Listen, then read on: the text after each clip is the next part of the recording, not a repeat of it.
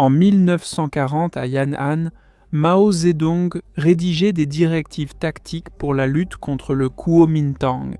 Il n'écrivait pas sur la guerre ouverte, mais sur la retenue, sur l'art de la rivalité prolongée, où il faut combattre et coopérer avec un adversaire en même temps, et où 1000 petits coups peuvent l'affaiblir plus sûrement qu'une frappe décisive. 86 ans plus tard, dans l'enceinte dirigeante de Zhongnanhai à Pékin, l'héritier politique de Mao, Xi Jinping, a accueilli le président américain Donald Trump, avec le même plan de bataille glissé dans sa poche arrière, bien que les Américains ne semblaient pas le remarquer. Et c'était en effet un événement de haut niveau. À Pékin, les dirigeants des deux États les plus puissants du monde se sont rencontrés pour la première fois depuis 2017, c'est-à-dire depuis le premier mandat de Trump. Dans les semaines précédant le sommet, on s'attendait clairement à ce que les discussions de Trump avec Xi pourraient aboutir à une percée dans les relations entre les États-Unis et la Chine. D'autant plus qu'un intérêt commun avait émergé entre eux. Le détroit d'Ormuz devait être rouvert et le pétrole devait continuer à circuler au cœur de l'économie mondiale. Les Chinois ont accueilli Trump avec un faste extraordinaire. Faste, salve de 21 coups de canon sur la place Tiananmen, banquet d'État dans le grand palais du peuple et le privilège rare de discussion à l'intérieur de Zhongnanhai, l'enceinte fermée où la direction du Parti communiste chinois mène ses affaires. Le président américain a adressé des paroles chaleureuses à Xi Jinping, le qualifiant d'ami. Xi, de son côté, lui a assuré que la grande renaissance de la nation chinoise et redonner sa grandeur à l'Amérique pouvaient aller de pair. Et pourtant, James Palmer, écrivant dans Foreign Policy, a qualifié le sommet Trump-Xi de banal. Pourquoi ? Regardons de plus près les discussions de Trump avec Xi Jinping. Leur trajectoire nous en dit long sur la façon dont chaque puissance comprend désormais sa propre position, comment elle perçoit son rival et quels outils elle compte utiliser dans la compétition à venir. De ces observations émerge l'esquisse d'une nouvelle architecture de la rivalité sino-américaine.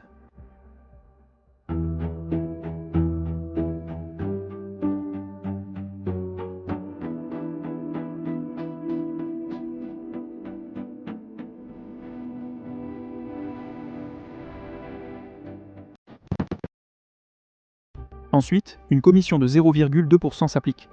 L'investissement comporte des risques.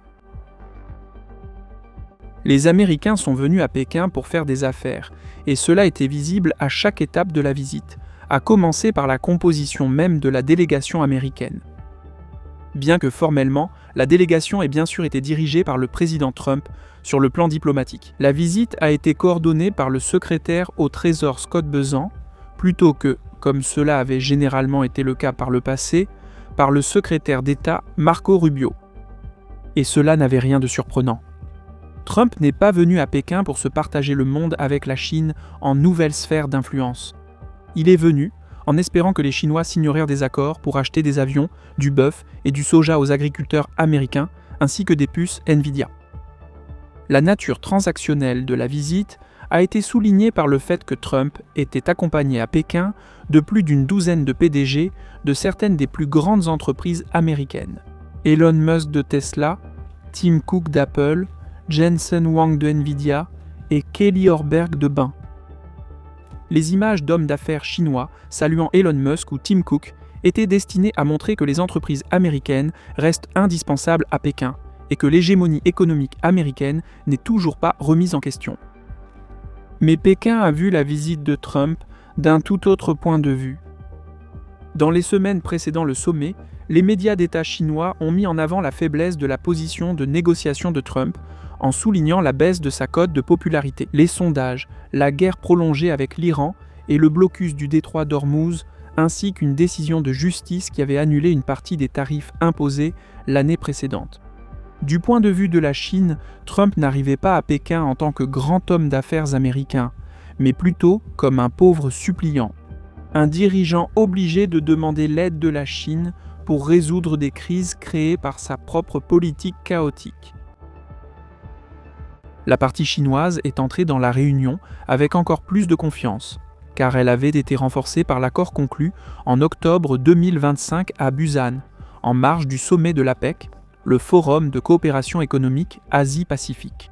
À ce moment-là, la Chine avait bloqué les exportations de terres rares et de minéraux critiques, des ressources essentielles pour la défense américaine et l'industrie des semi-conducteurs, et a forcé Donald Trump à annuler une partie des droits de douane imposés au printemps 2025, ainsi qu'à abandonner certains outils de contrôle des exportations visant des entités chinoises. Du point de vue de Pékin, Busan était donc la preuve que la Chine disposait d'un véritable levier sur la plus grande économie du monde, et que Donald Trump, malgré toutes ces menaces, n'avait pas d'autre choix que de la prendre au sérieux. Pékin voulait désormais aller plus loin et profiter de la visite de Donald Trump pour quelque chose de plus sérieux que la conclusion d'accords commerciaux. Elle voulait redéfinir l'ensemble de la relation sino-américaine. Mais elle l'a fait d'une manière qu'il était facile de ne pas remarquer. Une grande partie de la presse occidentale s'est concentrée sur la cérémonie et la chaleur des hôtes. Des photos de Donald Trump et Xi Jinping marchant dans le temple du ciel du XVe siècle, les banquets, les images de milliardaires chinois serrant la main d'Elon Musk. En Occident, la visite à Pékin a été présentée moins comme une tentative de remodeler les relations entre deux superpuissances, et davantage comme une chute. Pourtant, Xi Jinping, malgré toute la courtoisie manifestée envers ses invités américains, n'a cessé de souligner l'autonomie de la Chine et ses lignes rouges. C'était particulièrement évident dans le compte-rendu officiel publié par Pékin après les discussions. Xi a annoncé que lui et Trump étaient convenus d'une, je cite, « nouvelle vision pour construire une relation sino-américaine constructive fondée sur la stabilité stratégique ». À première vue, la stabilité stratégique constructive peut sembler être une formule diplomatique standard. Mais au sein du parti-État chinois, de telles expressions ont une importance énorme.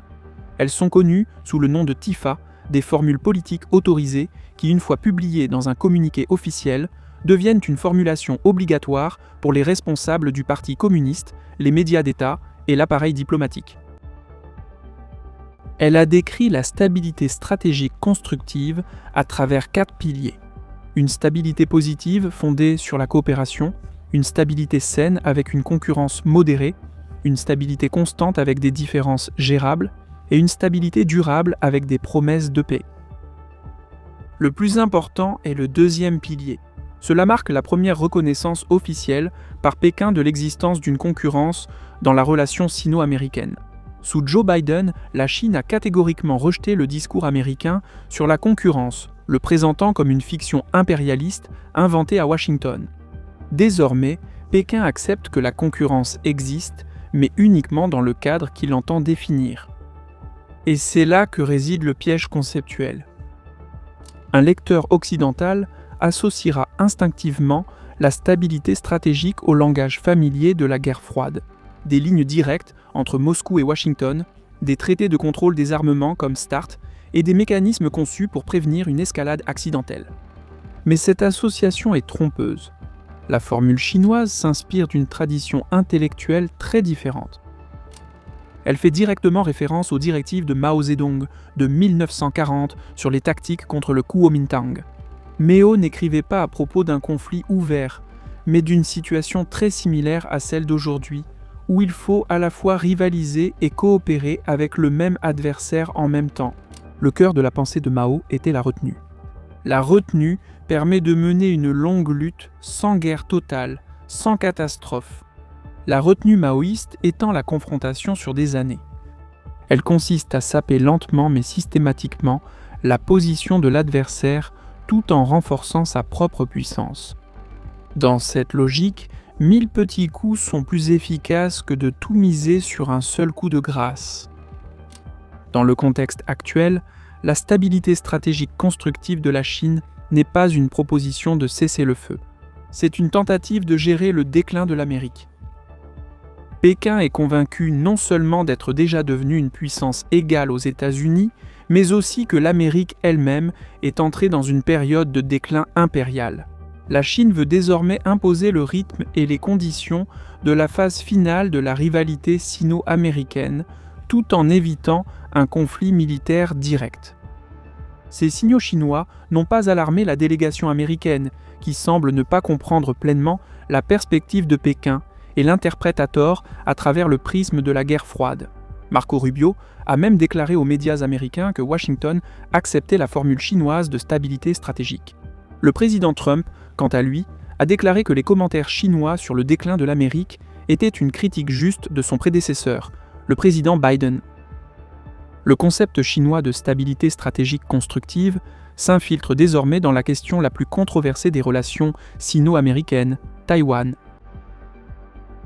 À bord d'Air Force One, déjà sur le chemin du retour, Donald Trump a déclaré aux journalistes que l'un des sujets qu'il avait abordés avec Xi Jinping était les livraisons d'armes américaines à Taïwan. C'était une violation directe de ce que l'on appelle les 6 assurances, un engagement pris en 1982 par l'administration Reagan qui demeure l'un des fondements de la politique américaine envers Taïwan. La deuxième de ces assurances stipule que les États-Unis ne consulteront pas Pékin au sujet des ventes d'armes à Taipei.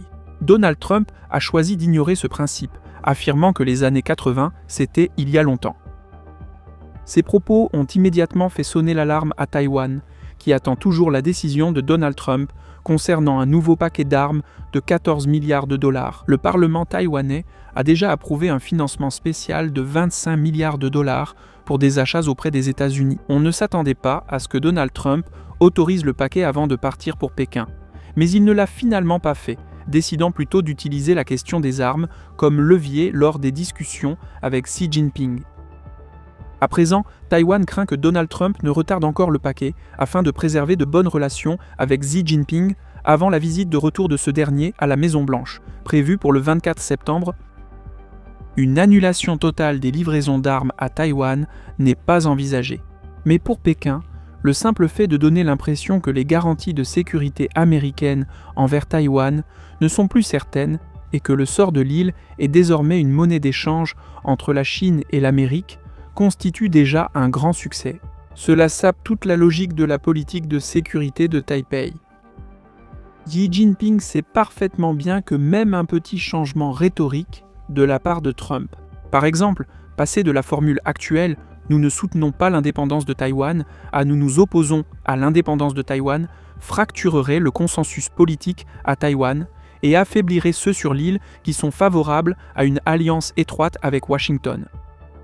De cette façon, après l'Ukraine, l'Union européenne et la République islamique d'Iran, les stratèges taïwanais ont maintenant leur propre occasion d'étudier les arts obscurs de la trumpologie. Les Chinois misaient sur la stratégie. Dans leur discussion avec Trump, ils ont voulu redéfinir leurs relations autour d'une stabilité stratégique constructive. Le président américain s'est concentré sur les questions commerciales immédiates, des domaines où, du moins en théorie, un accord aurait dû être plus facile à atteindre. En théorie, car même si Trump a conclu quelques accords, la liste des réalisations qu'il a rapportées de Pékin était modeste. La Chine a passé une commande de 200 avions Bai, mais cela était bien en dessous des attentes. Avant la visite, on parlait de jusqu'à 500 avions.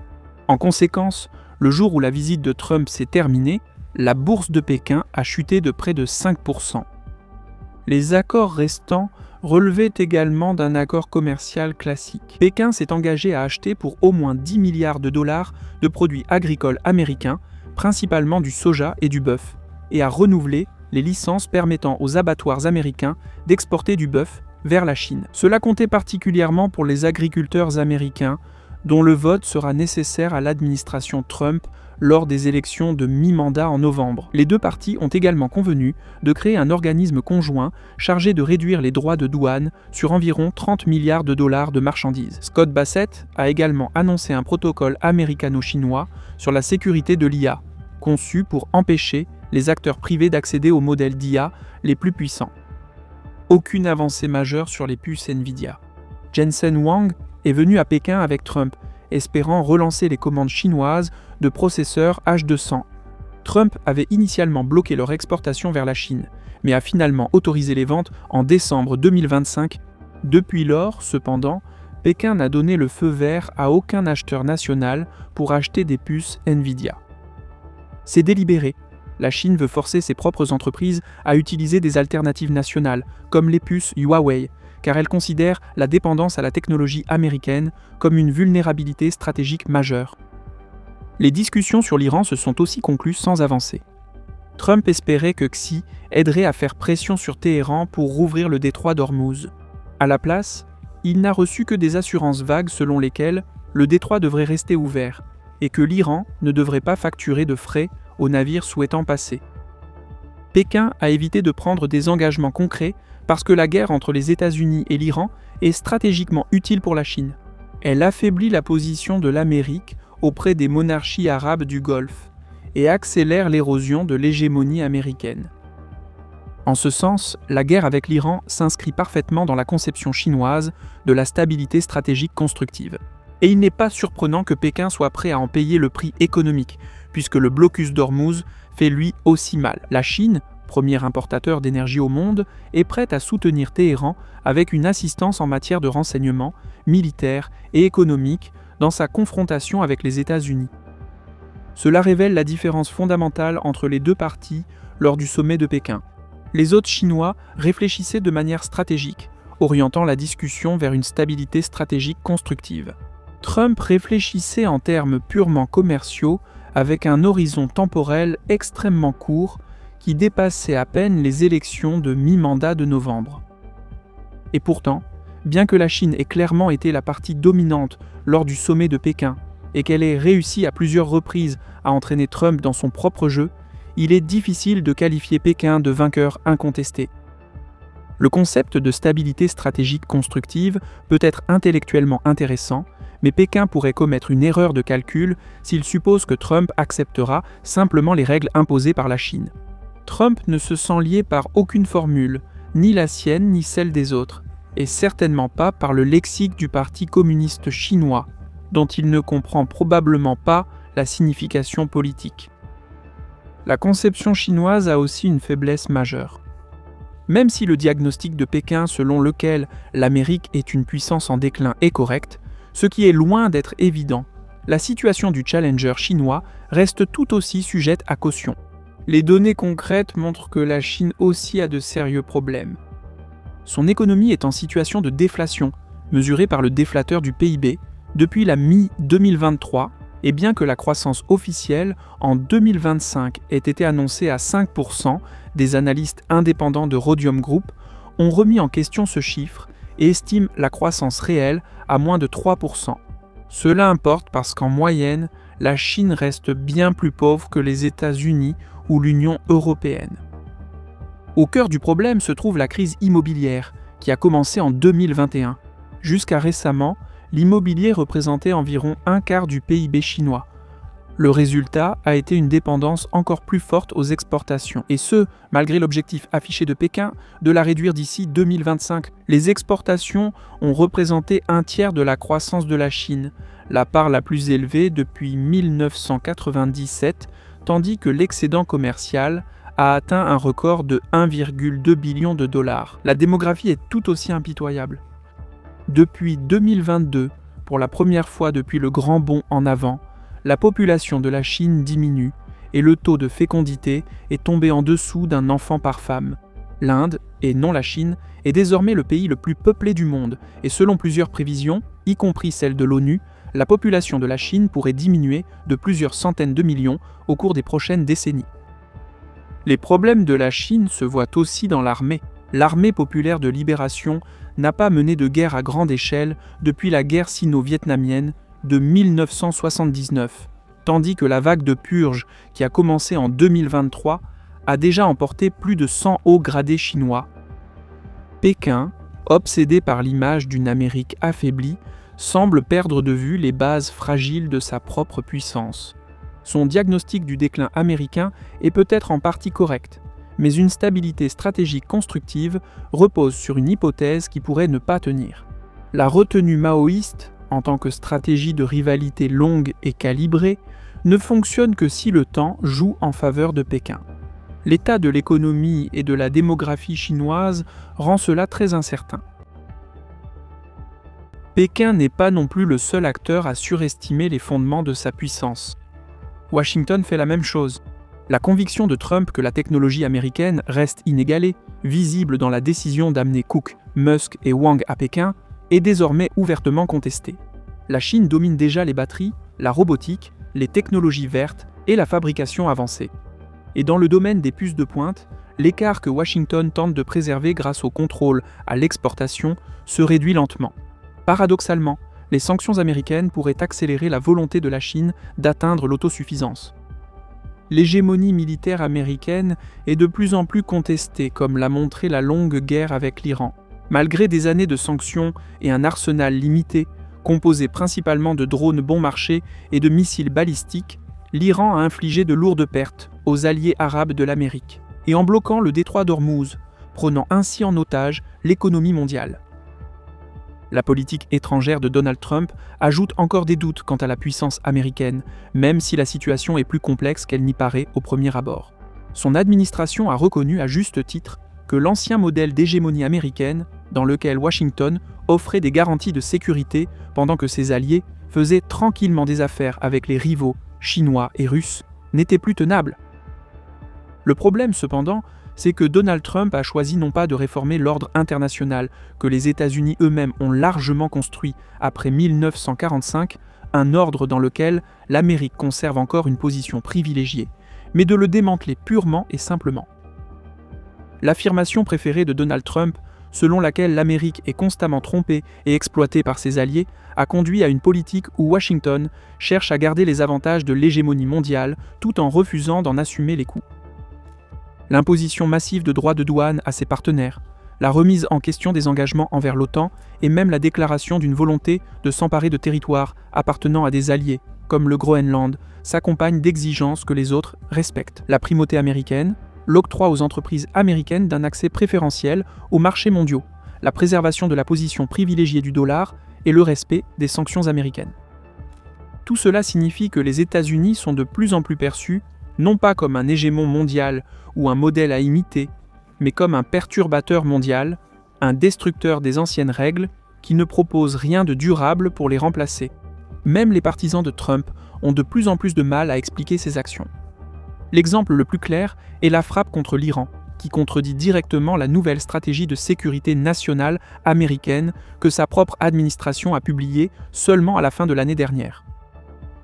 Trump dit que son objectif est de renouveler et de renforcer l'empire américain, mais il est difficile d'éviter l'impression que, même s'il a diagnostiqué correctement l'état de l'empire, il a prescrit le mauvais traitement.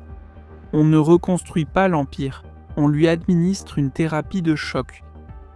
Mais la question ouverte est de savoir si tout cela a réellement de l'importance. La tendance américaine et chinoise à surestimer leurs propres forces et à sous-estimer l'adversaire. Il y a quelques années, les médias décrivaient souvent la rivalité entre les États-Unis et la Chine comme une nouvelle guerre froide. Avec le recul, cette étiquette semble erronée. Elle ne rend pas compte de toute la complexité de la géopolitique contemporaine. Le monde n'est pas divisé en deux blocs clairs que la Chine et l'Amérique peuvent diriger. Les BRICS. L'alternative de la Chine aux institutions occidentales reste en pratique un club de discussion. De nouveaux membres continuent de rejoindre, mais ils le font davantage comme une stratégie de couverture que comme un choix clair d'un camp pro-chinois. Du côté américain, la situation est similaire. D'anciens alliés des États-Unis diversifient leurs relations, les pays du Sud global construisent discrètement leurs propres centres de prise de décision, et les capitales européennes parlent de plus en plus ouvertement d'autonomie stratégique. La nouvelle configuration de la rivalité entre les États-Unis et la Chine est bien réelle et influencera la politique mondiale dans les prochaines années. Mais il s'agit probablement aussi du dernier grand acte de pensée bipolaire concernant l'ordre mondial. L'avenir réside davantage dans la multipolarité, les puissances moyennes et les blocs économiques et militaires régionaux. Le monde est plus grand que 5, a répété Recep Tayyip Erdogan pendant des années, en attaquant le monopole des membres permanents du Conseil de sécurité de l'ONU. Le sommet de Pékin a montré qu'aujourd'hui, le monde est même plus grand que 2. Les 2 hommes ont quitté Pékin, persuadés que la partie suivait leurs règles. L'un comptait les contrats, l'autre affinait la formule de la stabilité stratégique constructive. Mais peut-être que la révolution la plus importante de notre époque est que les 2 diagnostics peuvent être tout aussi erronés et que le nouvel ordre mondial est bien plus vaste que tout ce que Washington et Pékin peuvent définir.